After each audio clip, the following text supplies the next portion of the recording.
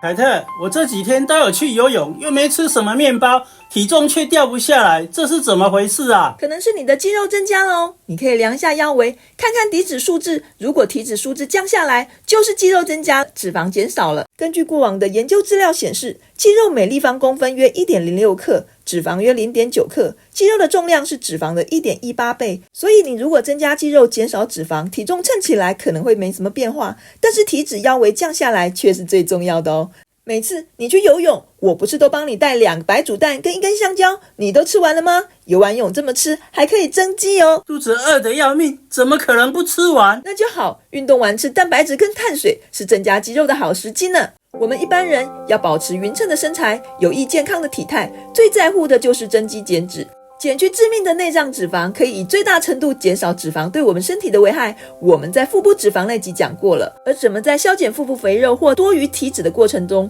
增加我们肌肉，就是增强新陈代谢，保持减肥战国的不二法门。所以减肥的过程中，如何促进肌肉的合成就很重要咯。偶尔我们会听到一些说法，像是说升糖素虽然是分解激素，但在我们不吃东西的时候，血糖降低，而升糖素升高的时候，升糖素也不会促使肌肉分解，因为肌肉细胞根本就没有升糖素受体。其实这个说法是有待商榷的哦。因为升糖素或许没办法直接影响肌肉分解，但不吃东西对我们是否流失肌肉却有很大的关系。因为我们的肌肉分解跟合成是一种动态的平衡，也就是说每分每秒我们的肌肉都在做缓慢的分解跟合成，而进食与否却严重关系着这个平衡是否向一边倾斜。以一个60公斤体重的人为例，每天大约会分解180克的肌肉蛋白质，这些氨基酸一部分会被用于其他的代谢，例如合成激素或是提供能量，另一部分会被转化为尿素并通过尿液排泄掉。同时人体也会合成约180克的蛋白质，以维持修复肌肉组织，因此我们每天摄取足够的蛋白质就非常重要哦。大部分的时间蛋白质的分解跟合成会保持一个动态平衡，只有在几种情况下这种平衡会被打破，例如断食的时候，我们身体没有摄取蛋白质，肌肉的合成速度就会慢于分解速度，造成肌肉流失。还有摄取蛋白质不够，我们的蛋白质的合成效率也会低于分解效率。这跟断食一样，我们提供的肌肉原料氨基酸根本就不够或没有，要怎么让肌肉蛋白质的合成效率快于分解效率呢？当然会造成肌肉的流失啊。另外，当我们年纪大以后，因为各种激素、神经系统、身体机能的变化，也会导致肌肉的合成速度慢于分解速度，造成肌肉缓慢流失。所以蛋白质的补充跟运动的刺激就非常重要了。可是你那天不是传给我一篇文献说断食也不怎么会造成肌肉损失，我还在想我是不是也来断食个几天，看看可不可以跟我的腹部脂肪来个1刀2断呢？长断食对人体是否全然有益，目前科学界还没有取得共识，我们还是审慎保守一点好了。不过光就长断食是否能够留住肌肉这件事情，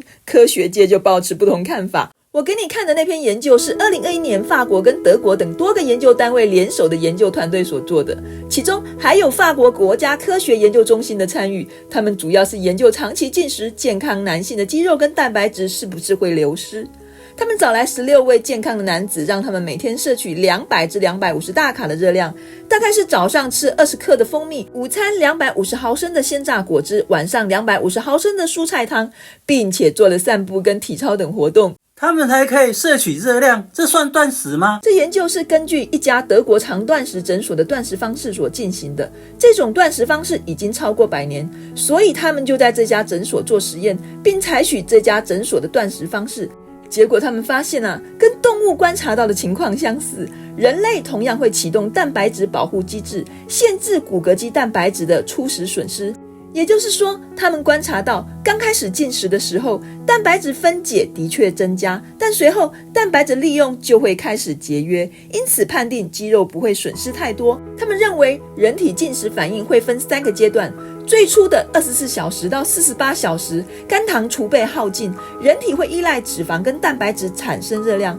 这时候肌肉的分解就会增加。之后人体会转向脂肪燃烧，并建立蛋白质节约机制。到了第3阶段，当脂肪存量只剩下体重的10%时，蛋白质就会大量分解，作为能量来源。而一般人体进食大约都只会到第2阶段，总的来说，他们10天平均瘦了 5.9 公斤左右，脂肪约占 2.3 公斤，肌肉约占 1.5 公斤，其他就是水分跟肝糖的重量咯。不过如果太瘦，体脂率太低的人恐怕就不能做长断食呢。而且你给我看的时候，我只是结论随便看一下，没仔细看内容。现在听你这么讲，他们每天补充20克的蜂蜜，还有250毫升的果汁，那可省下不少蛋白质去做糖脂新生呢。这样的研究准吗？所以啊，长断食到底会不会严重流失肌肉呢？可不是这篇研究说了算。去年由美国伊利诺大学研究团队对长期清水断食的功效及安全性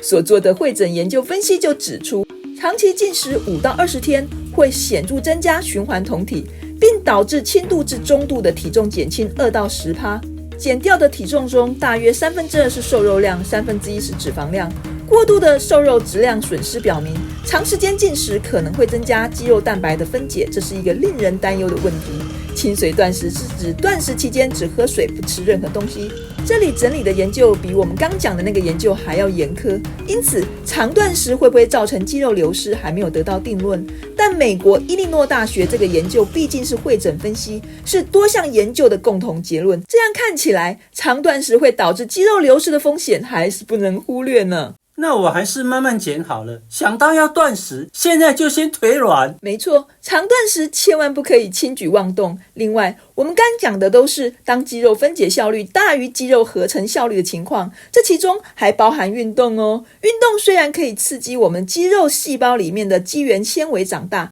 但是运动时却会导致人体的压力荷尔蒙增加，像是肾上腺素、皮质醇这些，而这些压力荷尔蒙的增加会让肌肉的分解效率增加。还有时候运动太久，强度太高，也会导致肌糖不够动员到蛋白质糖脂新生以提供能量。因此，运动的当下，肌肉的分解效率会大于合成效率，即便有的运动像阻力运动，合成效率会高一点，但还是不会超过分解速度。所以无论如何，运动过后补充蛋白质跟水果都是增肌的好选择，因为那时候人体必须要修补运动所造成的损伤及新生肌肉，对蛋白质的需求量很大，以至于这时候提供营养可以达到肌肉合成的最高效率，有机会比一般进食的时候还要高哦。而且能够升糖的水果可以刺激胰岛素，加速肌肉合成，因此运动过后蛋白质跟水果的摄取就是绝佳组合了。并且水果能够提供维生素跟植化素的抗氧化能力，还有助于消除运动所带给人体的自由基呢。另外，为了提供运动时充分的蛋白质来应付运动中蛋白质分解效率大于合成效率的情况，运动前的那一餐补充足够的蛋白质，提前提高肌肉的合成效率也是非常重要的。所以没事不要空腹运动，因为那样8成会造成肌肉合成效率大幅降低呢。这么说起来，人体的肌肉合成率要大于分解率，就是进食的时候嘛。这是重要时机没错，尤其是吃进蛋白质跟糖类食物时，蛋白质的食物摄取可以补充人体需要的氨基酸，直接加快肌肉的合成，而糖类食物可以刺激胰岛素分泌，胰岛素可以促进肌肉的合成，因此不管是平日进食还是运动后进食，都是可以有效的提高肌肉合成的好时机呢。另外，睡眠的时候，尤其是深睡时期，人体的压力荷尔蒙皮质醇会减少，而生长激素会增加，这都可以加速肌肉的合成。所以无论如何，睡眠一定要充足，才能够加快肌肉的合成，让肌肉合成效率大于分解效率，达到增加肌肉的目的哦。最后，保持心情愉快轻松也是非常重要的，因为压力太大的时候，人体的压力荷尔蒙皮质醇升高，不但会提高我们对高油高糖食物的摄取欲望，还会导致我们肌肉分解的速度快于合成速度，造成肌肉流失呢。那我现在就立刻冲去游泳好了，不但可以放松心情，游完泳还可以大吃一顿补充蛋白质，再回家睡上一觉，那就完美啦。